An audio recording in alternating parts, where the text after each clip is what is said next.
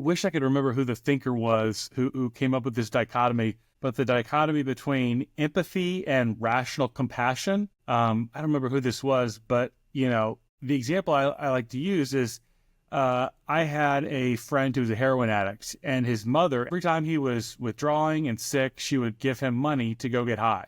And there's like an empathetic nature to that. Like, I feel that you're suffering. I'm putting myself in your shoes.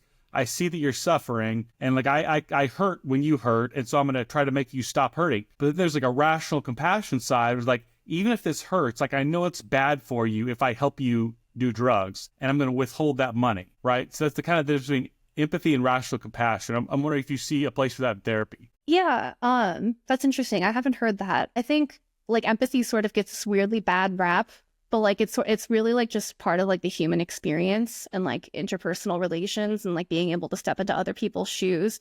And I think it's like more exploited than anything. Actually, we talked about this. I was on Leslie's stream yesterday, and like empathy was one of the topics, but it's like the separation between feeling something and doing something, or like having that like be the foundation of your action. So I can have like sincere compassion and like step into another person's shoes, but I'm still myself and I'm still making decisions based on my rational capacity. Like, you can have that boundary there, and it doesn't mean that like empathy is bad.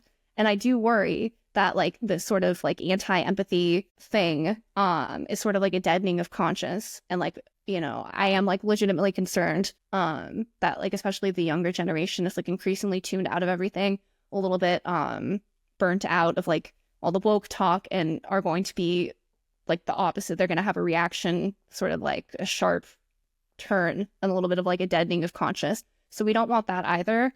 So yeah, I think that's like a really useful distinction. Can you remind, it's rational compassion? Rational compassion, okay. Yeah.